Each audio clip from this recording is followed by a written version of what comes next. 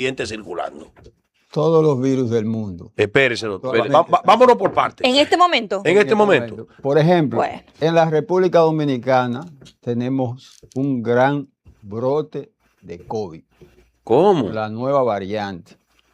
Muchos casos, adultos, niños, que han sido afectados, que están siendo afectados en el país. Muchas enfermedades, muchas infecciones respiratorias, de esas que vemos por ahí, que muchas veces no sabemos el origen. Probablemente se trate de un COVID. ¿Cómo podemos determinar eso, doctor?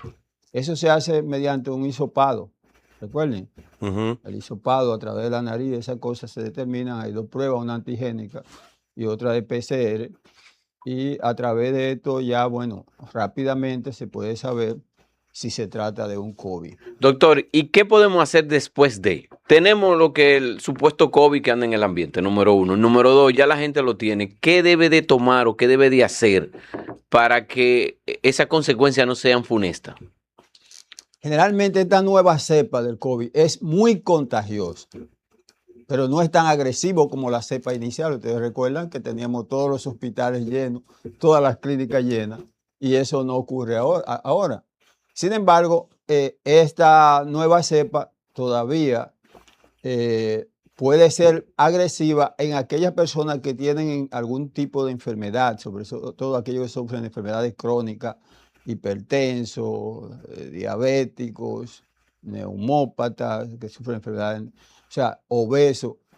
Todas esas personas tienen un factor de riesgo que lo lleva a que esa infección pueda desencadenar un cuadro grave y severo.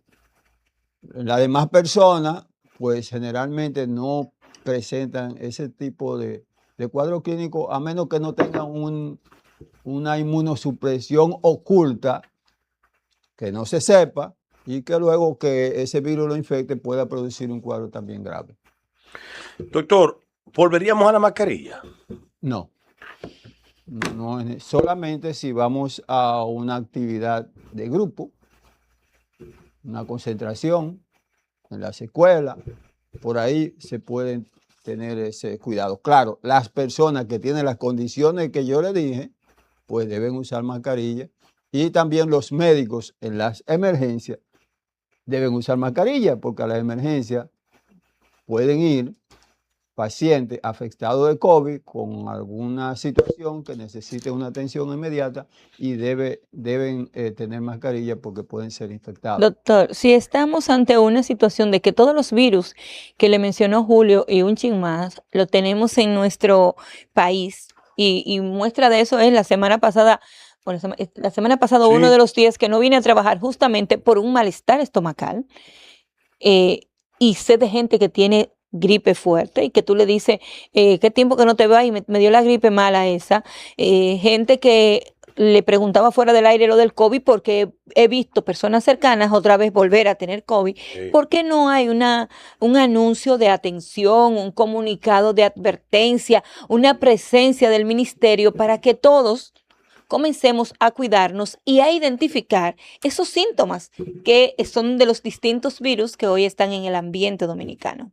Cuando ocurre, por ejemplo, una situación como esta, un incremento en el número de casos de COVID, es responsabilidad del Ministerio de Salud Pública orientar a la población con relación a esta nueva situación para que las personas se cuiden, ¿verdad? Eso Claro. debe ser parte de su responsabilidad en la salud, y creo que debió haberse dado esa comunicación, esa información a la población para que las personas se cuiden. Sobre todo, orientada a aquellas personas que le estoy diciendo o que le dije que tienen algún tipo de enfermedad en los cuales el COVID puede producir un cuadro severo o grave. Doctor, ¿cómo diferenciar o la gente puede saber si es COVID, si es influenza, si es HN1, para saber qué medicarse? Clínicamente es difícil. E incluso los mismos virus respiratorios pueden producir cuadros diarreicos, cuadros ¿Cómo? gastrointestinales, sí. Eso fue lo que sucedió la semana pasada con un brote de niños que fueron al hospital, por ejemplo, a Robert Reed, que había como una especie de incremento de virus respiratorio combinado con situación Sí, muchos gastrointestinal. virus de esos respiratorios impactan al A la flora, intestino, al intestino. y producir cuadro gastrointestinal, dolor, vómito, diarrea. Eso también se puede producir. Ahora, hay una situación, como le dije,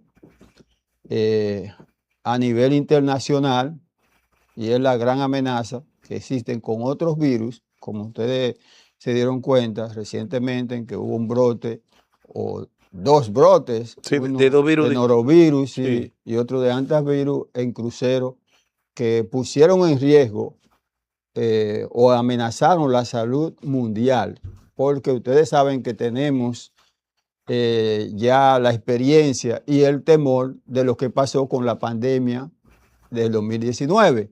Y entonces, en el caso específico del norovirus, ese virus pues es un virus que no tiene ese potencial pandémico, pero sí es un virus que produce cuadro diarreico y que se observa mucho en los cruceros, ese virus. Y es uno de los virus más importantes en términos de enfermedad diarreica en el mundo. El otro, el antivirus, sí tenía un gran riesgo, o todavía existe un riesgo, aunque mínimo, de poderse convertir en pandemia, porque es un virus nuevo que saltó de animal, de ratones, a un ser de humano. esos viajeros, Sí.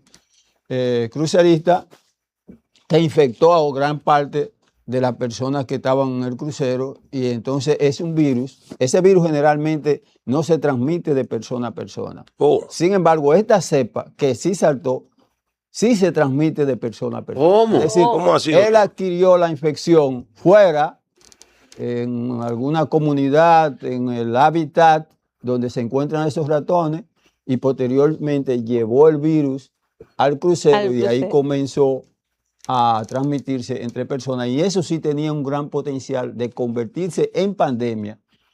Y el gran problema de esto es que ese virus es un virus muy mortal. Doctor, eso pudiera estar ligado a la leptospira, porque hemos tenido una mutación de leptospira, para que podamos tener una idea más o menos. No, la No. leptospira es otra cosa. Otra Es cosa. producido por una bacteria, la tenemos aquí en el país, y ese otro virus que no existe aquí en la República Dominicana, existe en Centroamérica, en Chile, en Argentina, en Colombia y en Sudáfrica.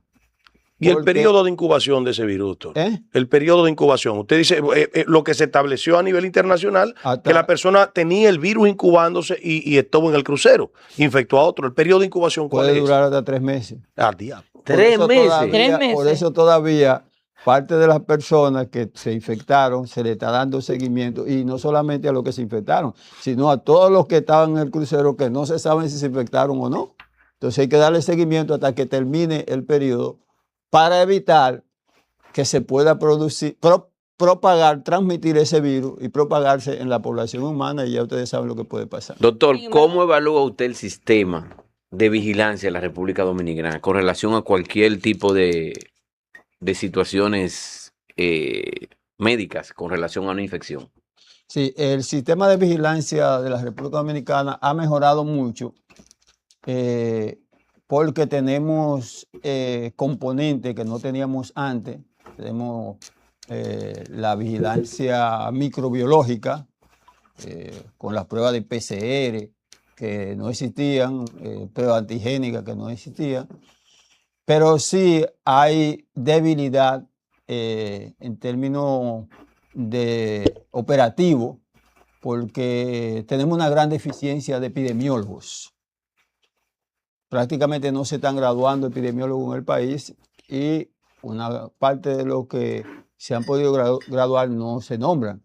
Entonces, para usted poder fortalecer el sistema de vigilancia, necesita eso, epidemiólogo, y necesita fortalecer la estructura, hacerla más flexible, que capte realmente los casos, y además integrar la notificación no solamente del sector público, porque por ejemplo, en el caso del dengue, la mayoría de las notificaciones son del sector público y ahí no el sector privado.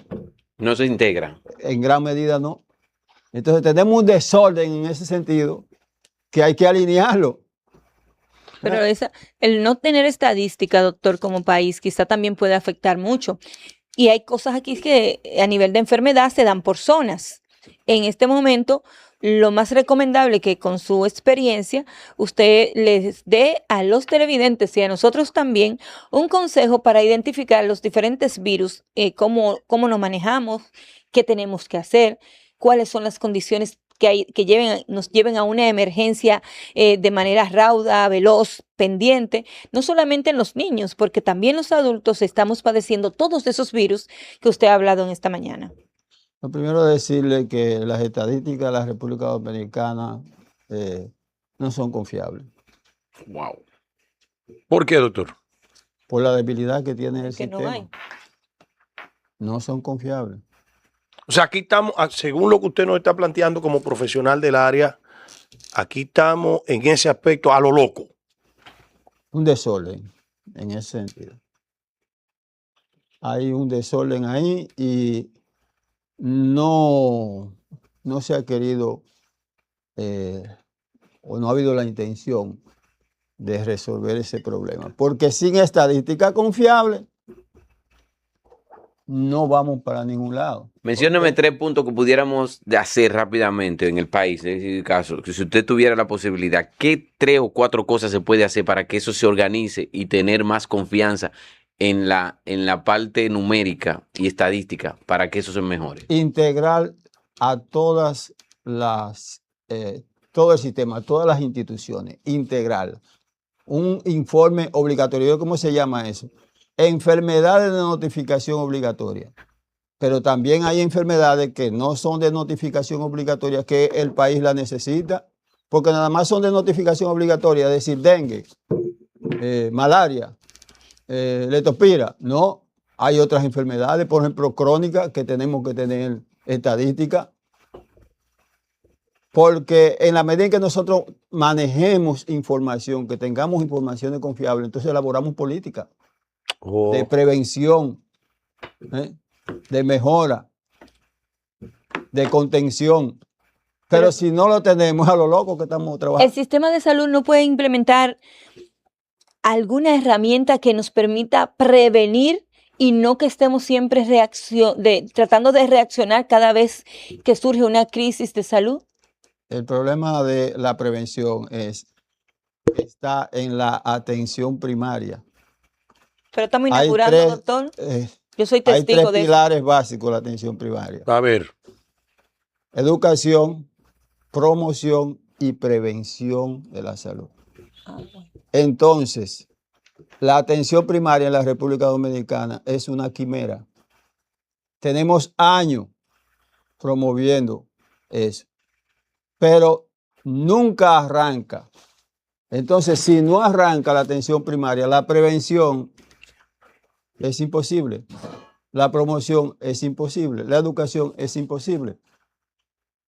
Entonces, lo mismo que ustedes estaban hablando hace rato, que estuvieron hablando de la seguridad social, que no voy a hablar de la AFP porque no soy economista, pero en la parte de salud es un problema, es un desastre. ¿Necesitamos una reforma del sector salud, doctor, integral? Sí, se necesita, pero el problema es que va a ser muy difícil. ¿Por qué? Porque esa ley no fue creada para resolver los problemas de salud, en el caso de salud, y como ustedes lo dicen muy bien, en términos de proteger socialmente a los trabajadores. No. Ese no fue el propósito. No. ¿Y cuál fue el propósito de eso? El propósito fue intereses económicos. O sea, fue pecuniario el propósito. Fue pecuniario. La seguridad social, digamos, la parte de salud, no protege a la población, no protege a los trabajadores, porque el fin es ganancia. Una AFP lo que quiere es ganancia. Entonces, ¿qué necesita? Dar menos servicio, pagar menos para ganar más. Entonces, si tú tienes esa visión, no va a mejorar la salud, porque se supone que la misión tuya es la salud, no el dinero. Entonces, usted sacrifica la salud para sacar dinero. Entonces, es imposible. Wow, pero es que... No, esto hay que cerrarlo. No, el doctor está haciendo un planteamiento que debe ser analizado por quienes tienen que asumir el compromiso de la salud del pueblo dominicano, porque usted nos está planteando, nos está desmenuzando la realidad que estamos viviendo hoy, doctor. Sí. Desde su perspectiva, ¿necesita el sistema de salud pública en nuestro país una reingeniería? ¿Debe ser reorientado? Indiscutiblemente que sí. Cíteme 3 pilares por los cuales deberíamos estar en este momento asumiendo un compromiso para mejorar la salud del pueblo. Mira, la Organización Mundial de la Salud plantea un sistema de salud público, integral, universal y centrado en la persona. Aquí lo que se está promoviendo es la salud privada, pecuniaria. No es público, no es integral, está desintegrado y no está centrado en la persona, está centrado en el dinero. Entonces, las cosas marchan contrario a cómo deben marchar.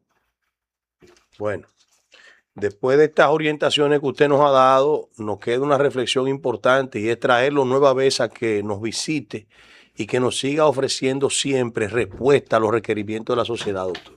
Así es. Queremos agradecerle que haya estado con nosotros. Esperamos que no dure tanto para volver a su casa, porque recuerde que aquí nosotros siempre lo recibimos no como un invitado, sino como parte de nuestro panel. Yo soy parte de este equipo. Así mismo. Gracias, doctor Clemente Terrero, por estar con nosotros. Continuamos. Nuevo Diario AM. Siempre. La Cámara Alta aprobó en segunda lectura el proyecto de ley que reorganiza el sistema dominicano para la calidad SIDOCAL, junto a otras importantes iniciativas legislativas. Durante la semana, distintas comisiones del Senado avanzaron en el estudio de proyectos clave, entre ellas la Comisión de Justicia y Derechos Humanos, que continuó el análisis del proyecto de ley de la jurisdicción contencioso-administrativa junto a representantes del sistema judicial. El presidente del Senado, Ricardo de los Santos, participó en la apertura del primer Congreso Internacional de Geopolítica 2026 de la República Dominicana. El Senado de la República y el Ministerio de Trabajo realizaron una charla sobre igualdad de género para promover la equidad y la no discriminación en el ámbito laboral. En el marco del programa de visitas guiadas, el Senado recibió a más de 200 estudiantes de distintos centros educativos del país, quienes vivieron la experiencia de ser senadores por un día. Senado de la República Dominicana, participativo, inclusivo, transparente.